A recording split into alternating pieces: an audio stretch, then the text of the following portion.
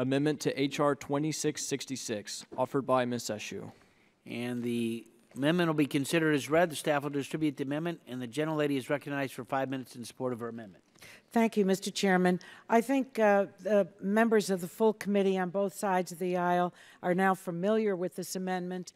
I offered it at the subcommittee, and what the amendment does, very simply, is to place or to codify what the FCC adopted, and that is no rate regulation and the forbearance as put forward by the Commission in Sections 203, 204, and 205, and to the extent Sections 201 and 202 could be read to allow the Commission to implement ex ante rate regulation, they also forbore from those provisions too. So long story short, what this amendment expresses very simply is that we do not support the FCC setting the monthly recurring rate that consumers would pay for broadband internet access service.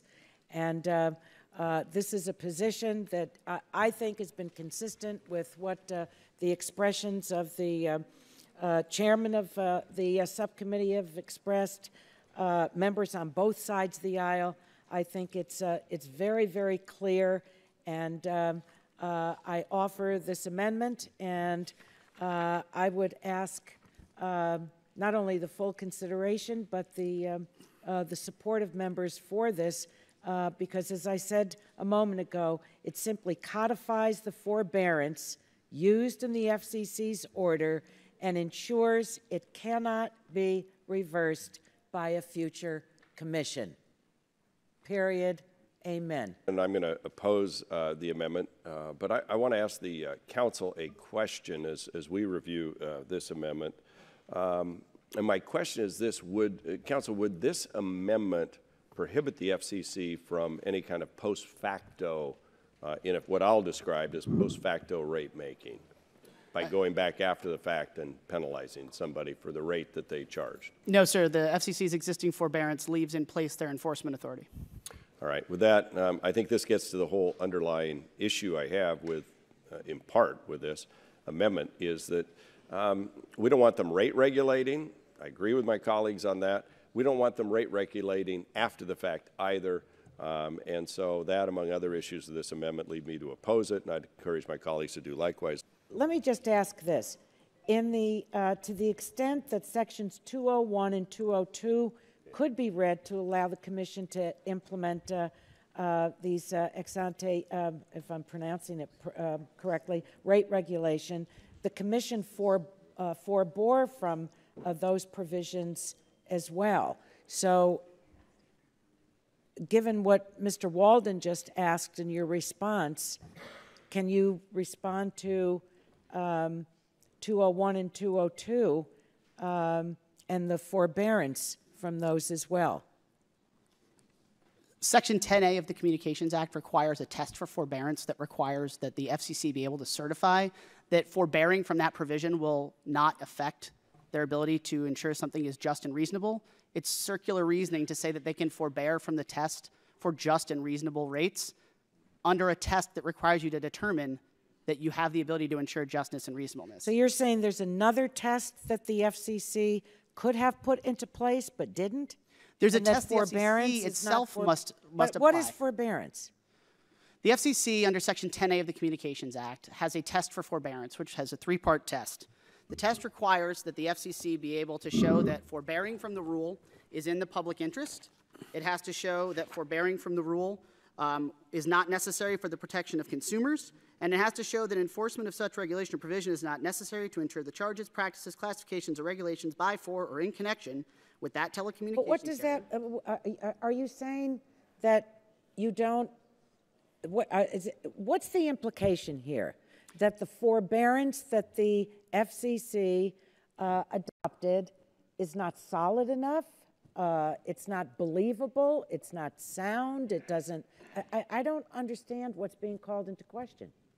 Well, what's being called into question is whether or not sections 201 and 202 can be forborne from by the FCC under its own motion. So you think they went too far to, and went too far out of their way to not to regulate rates? Is that what you're implying? No, my legal opinion is that they've exceeded their authority in making some of the Oh, guarantees they God. made. Isn't that something? Thank you. I wanted to actually read for the record a letter from FCC Chairman Whaler, who wrote to me yesterday regarding the bill. And I think obviously the concern he has is the suggestion that somehow the approach in this legislation is consistent with previous comments he made.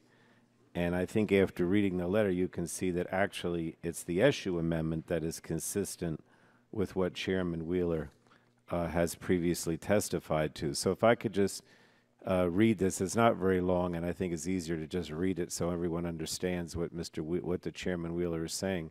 It says, Dear Congressman Pallone, I understand that the House Energy and Commerce Committee is about to mark up H.R. 266. There have been suggestions that the approach in this legislation is consistent with comments I made before the Senate Appropriations Committee last year. I want to state respectfully that it is not.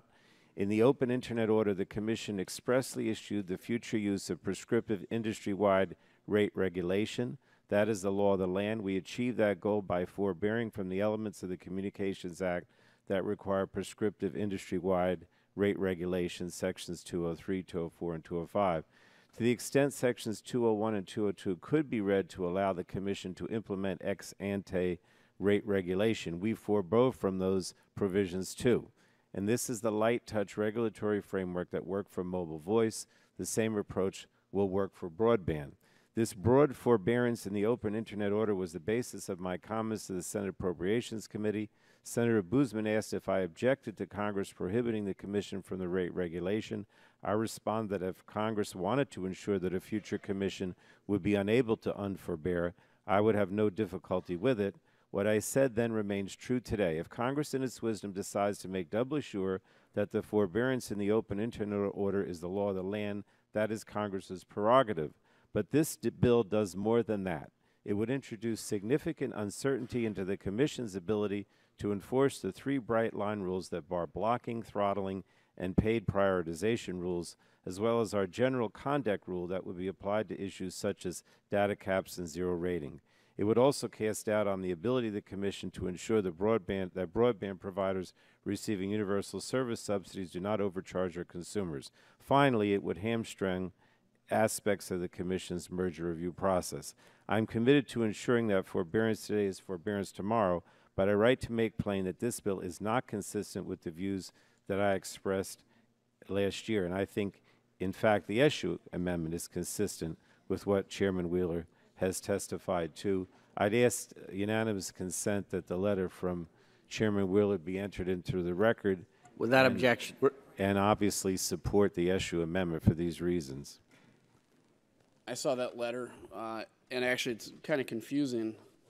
I'm not really sure why the Chairman Wheeler, sees the need to clarify his statements before the Senate appropriations to us, when his statements in this room were very clear. Would the clerk please pull up the excerpt from our March 15th, 2015 hearing? It was 1 year ago today that I had this interaction with Chairman Wheeler. I asked him whether this language would be consistent with the FCC's approach to prohibiting rate regulation. Would the clerk please read Section 2 of H.R. 20? Parliamentary inquiry, Mr. Chairman. As introduced. Section 2, regulation of broadband rates prohibited. Notwithstanding any other provision of law, the Federal Communications Commission may not regulate rates charged for broadband internet access service as defined in the rules adopted in the report and order on remand declaratory reading and order that was adopted by the Commission February 26, 2015. I guess we have a video queued up if we want to play that. It's me, so. That said, notwithstanding any provision of law, the Federal Communication Commission may not regulate the rates charged for broadband internet access service. That would be consistent with that view. That is what we are trying to accomplish. Okay. Commissioner Pai, we've heard Chairman Wheeler assert that his... All right. Mr. Chairman, it's the same text as Chairman Wheeler confirmed to us was consistent with his approach. I'm not sure what purpose this letter is except to serve in this markup, but Chairman Wheeler's testimony that our bill is consistent with his approach is very clear. I just would like to reiterate the relevant portion of that video that Mr. Kinzinger says, so if legislation that said notwithstanding any provision of the law, the Federal Communications Commission may not regulate the rates charged for broadband internet access service, that would be consistent with that view. And that Mr. Wheeler, or Chairman Wheeler says, that is what we're trying to accomplish. So I think it's clear that Chairman Wheeler never said that he would support the language in H.R. 266. In fact, he specifically said that is what the FCC is doing without legislation. On the other hand, when he was testifying in the Senate last year, he was clear about what legislation he would support, and that is reflected, as I said, in the Eshoo amendment. So I would urge anyone wishing to codify Mr. Chairman Wheeler's position to support the Eshoo amendment. That clearly is consistent with his views. The vote occurs. 20 ayes, 27 noes. The amendment is not agreed to.